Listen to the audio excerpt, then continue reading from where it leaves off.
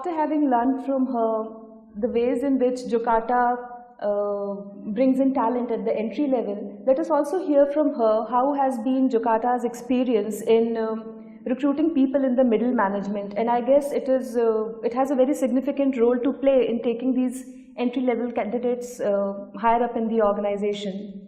Actually, that's a very good question, because what I feel is that middle management plays a very important role, mainly because we have the founders and we have the senior management coming up with vision for the company and keeping up with the latest trends, what the competitors are doing, what the clients need. So senior management will always end up with coming up with a vision for the company and the products.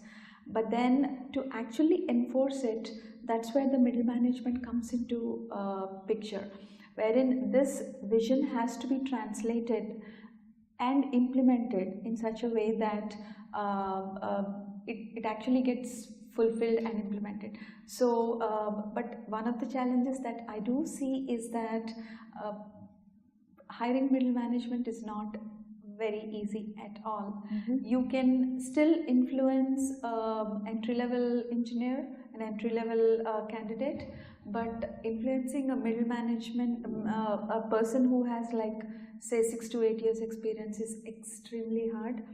We have worked with consultancies, but then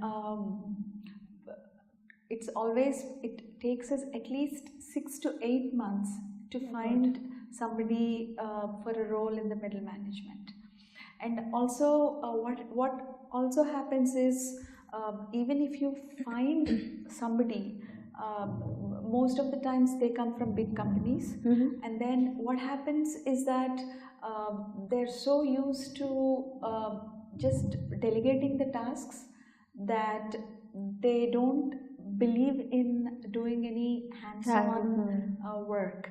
So they just believe that taking the vision and then just hand it down to the entry level, but that's not how vision or the features, the products get developed, because it has to be a more collaborative effort, and then you have to make the people at the like entry level and then 2 or 3 years experience, you have to actually make them understand why is it that this should be done and how is it needs to be done. So that has been my experience in working with middle management. Okay. Some of them are good, but then most of them, hiring them is extremely hard, and then getting them to see the vision is also been hard for us. So as of now, how many people are there in the middle management?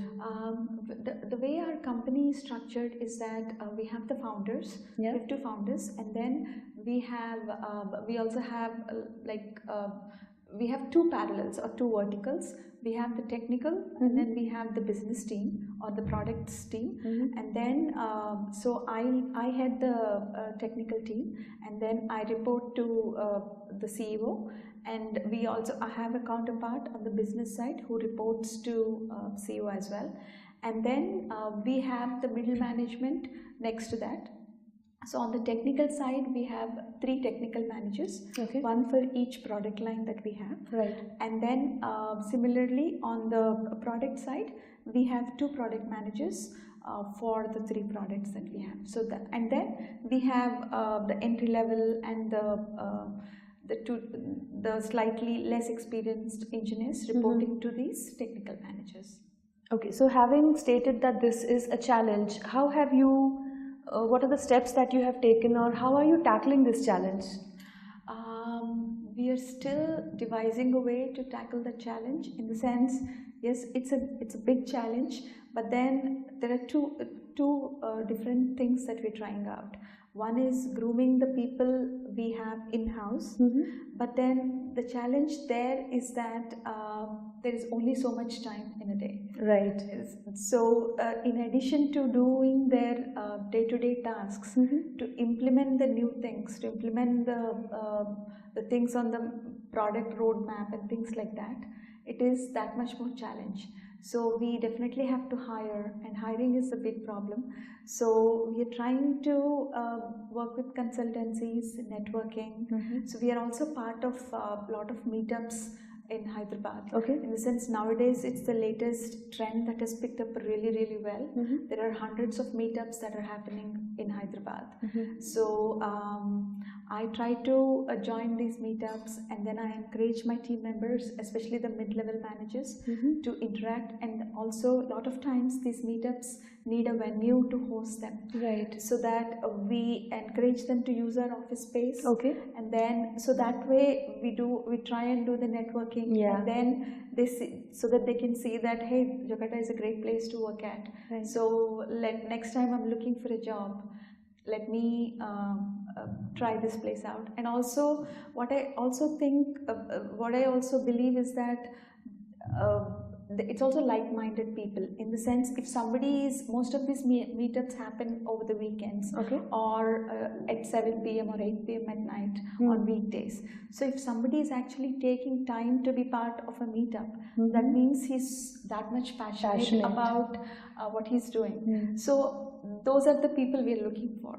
So we are trying to also recruit, in the sense, we post these, some of these groups are like have 1200 members. So we try and post our job openings there and things like that. So that's another way. And the good old way of working with consultancies is anyway there. So that's, but it's still a work in progress. We haven't still cracked it. No, this point of like identifying people, like-minded people, it's really interesting that a person who's willing to go that extra mile, or maybe spend time beyond the office hours for something he's passionate about, that itself. Exactly. Yeah. Exactly. And the other thing that I was going to try this weekend, tomorrow, is, I don't know if you heard, but the government has come up with this happy hour concept on Necklace Road. That Happy Feet? Happy Feet, yeah. Right. So, so they're going to close the roads for traffic. So what I realized is that most of the people who come to this event are most of them belong to the IT sector. And they're all like very enthusiastic, very passionate. So these are the people we really want to connect with. Right. So that's another thing that we are going to try and see, to connect and see if it works for us. So it's just, yeah. So what is more difficult, hiring people at the entry level, or getting talent in the middle management? I would say definitely middle management, because they come with that much more back. First of all, they're preset. By the time they come to middle management level, they are preset in their ways.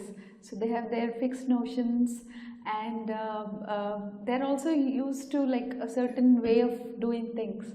So that's one challenge. And hiring is so much more difficult, as I mentioned already. But then after hiring as well, I remember we had been looking for somebody to report to me for quite a while, and we finally, after a whole year of search, we found somebody, and we moved him from Dubai. Okay. Because he had a vast experience in the field that we are working in and things like that. And within 6 months, we found that he didn't really have the passion that we all have, like that is required from that senior manager to excite the people who are working for him, and then to actually be hands-on and show them. Because what happens at a startup is that they're really looking towards the leads for guidance as to how do I solve this problem, how is it that my manager handles it, that kind of a thing. So we found that this person was not just that. So he would talk to us all the great things, and then he would just dump it on the people who are working for him. Okay. So without any guidance, anything of that sort.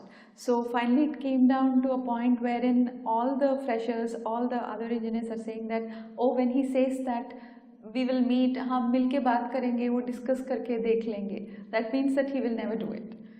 So it was like, that was a very expensive learning for us as well, because it was somebody we moved from Dubai, and we've been with us for about a year, and then so that's when we figured that it's you can judge technical skills and all that, but you cannot really judge like the passion, the maturity, because you have to understand what the aim, the purpose of the startup.